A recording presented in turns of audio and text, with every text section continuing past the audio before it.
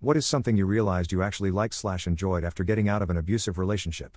Peace of mind. I was consistently in some mix of feeling anxious, sad, lonely, agitated, etc. Toxic relationships will make you question your sanity and worth. I used to think there was something wrong with me BC of the extreme emotions. Now that I'm free of that relationship, I'm the happiest I've ever been, no roller coaster emotions. Sometimes before I go to bed at night I just pause to soak up how incredible it feels to not have someone disturbing my peace 24/7. I really enjoy my company and I love how happy I feel with myself and in my life. Such a dramatic 180 from being in that unhealthy relationship. It's the one big benefit I got out of the relationship, learning to prioritize and enjoy my peace of mind. I really like that if I feel sad I don't have to hide it in fear of someone getting offended by my mood. I live with my family again and if they notice I'm in a bad mood or sad, they ask how they can help or they tell me I'm doing a great job. Or they give me a hug. They know it isn't personal if I'm sad or annoyed. I mean sometimes it's a little personal. But we address it, fix it, and move on. It feels good to not go around in circles for hours on end, deep into the night even though I'm already sleep deprived from tending to a baby. Watching TV or movies. He wouldn't let me to watch anything that had popular male actors or remotely good-looking guys. This included the local news. Like I wasn't allowed to look at a physically attractive guy for an extended period of time.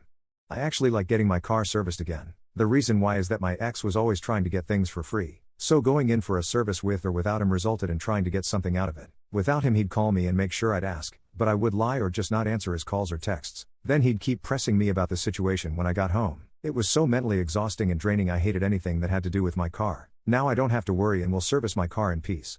Finding new restaurants and food places to try. My ex was super controlling about where we ate and what we ate. It wasn't because he was super health conscious. He claimed he knows food and how good food tastes, so I always just went along with whatever he wanted to do and where he wanted to go. No big deal I thought. But now I actually really enjoy finding new places and trying them out. I do this a lot with my husband. We both love and appreciate good food and will try new places just to experience what it's like. Does anybody else prefer the hot over the cold? That's odd. Most people I know hate the cold and prefer the heat, while I prefer the cold. And winter clothing is nice. It's such a wonderful feeling to be out in the cold and wish for the warmth, only to come inside to a warm home, drink a warm beverage and sit by the fire if you have one. Plus I like how it looks when it snows. I can see where the cold is a good thing, but having to work in all types of weather conditions I do prefer the heat over the cold. I think the perfect weather is 80 during the day and 65-ish at night. Being in Texas you might get that for a month in total for the year. Other times is sweltering hot or bitterly cold. It should be illegal to work in the hottest months and coldest months seems like the worst accidents happen in either of those times. I've lived in places where it's gotten well below freezing and where it snows multiple feet and I never want to have to shovel snow again if I can help it, but in the summer you have to worry about wildfires and water restrictions which are no fun.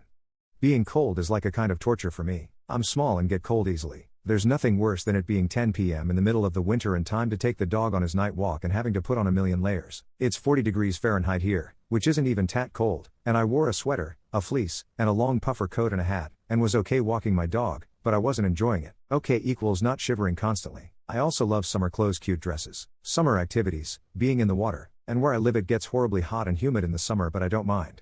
Nope. I prefer cold, and that saying is true. Summer is horrendous. It's sweaty and sometimes nothing can cool you down. Winter can be difficult but you can warm up with layers and you can also do any activity without sweating from every. I hate summer. Winter also means it's quieter everywhere. People are annoying lol. I love going for a walk at like 6 p.m. in winter and because it's dark and cold not many people are outside. Oh no, I can't deal with the heat. I won't even turn on my heat most days in my house. When I do, nothing higher than 68. The heat makes me nauseous, dizzy, and all around unwell. I walk around in the summer with a huge sun hat that blocks UV rays because I'll do anything to stay cool. I live in a beach town in Florida and many people moved here on purpose. They prefer the heat. I do not unfortunately, can't wait till I can be in the cold again. But it gets 30 to 40 here and everyone is miserable except me. Does anybody else feels the world is too hostile? I feel like we're really lucky. Going back I can't imagine a time I would rather have lived. No, I don't feel like the world right now is too hostile as a sweeping statement. It's pretty tame historically speaking. Can go downhill really fast though, and I understand that as well. I feel like we're going to end. You? No and yes. Yes, I think the world is pretty hostile, especially if you're not in a developed country. But also no, I think the world could be way worse, and it was, and the average person lives a better life compared to 100 plus years ago.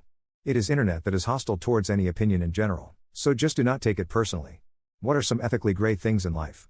Not sure if this applies, but tipping has always been a big moral dilemma for me. Like, I already don't have much money, the price of the food supposedly already covers employees' salary. Why do I have to give more just because? Bosses refuse to pay a better wage? I've even been harassed by waiters when I leave no tip, they asking me if they didn't do a good job, making me feel guilty and feeling even more forced to leave it. On the other side, I get you guys don't make much and tips really help your economy, plus your service was fantastic. Big dilemma, don't know if there's a right answer.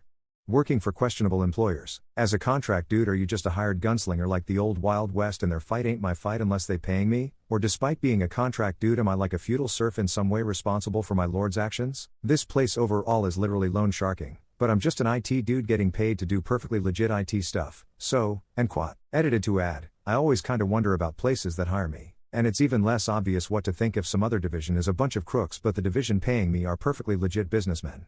Some people have a problem with causality, seeing how abortion is a hot topic lately. While abortion is nowhere near a gray area for me, I see that people are still divided into those that believe in a great plan to all things, and those that believe that we make our own life what it is. The former have a problem with abortion, for example. Defense attorneys for people who are undoubtedly guilty for their crime, like a mass shooter or something. A lot of people get upset with the attorney because they feel like they're enabling a monster. But without an attorney providing an adequate defense, the criminal can't have been said to have a fair trial. One time going through self-checkout, I forgot to ring up a big 12-pack of Monster Energy drinks that was on the under rack of my shopping cart. Usually I'd go back in and take care of that because mama didn't raise no thief and I like to think of myself as someone with integrity, but then I thought to myself, no, actually, Walmart, and I kept it.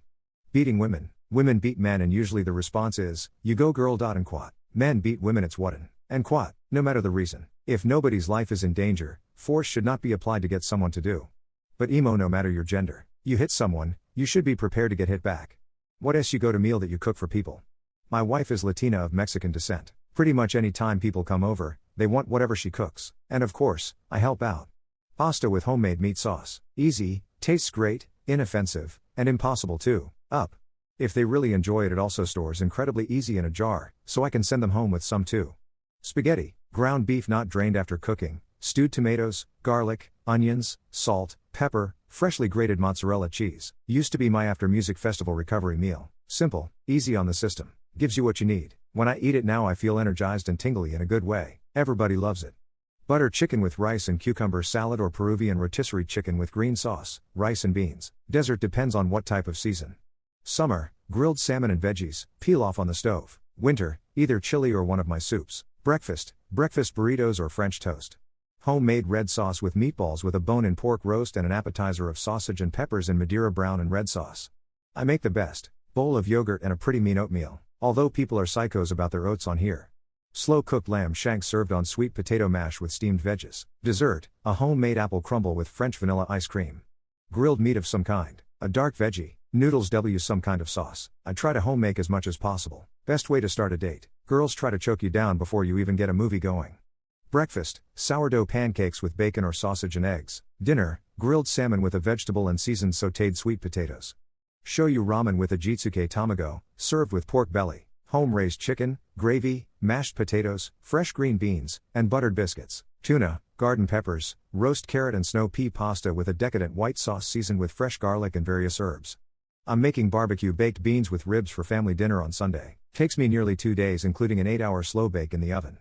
Pork Wellington, it is like beef Wellington, but with a pork tenderloin, seared, cut in half long ways, filled in with dried apples, wrapped in prosciutto, brushed with mustard, then wrapped in pastry.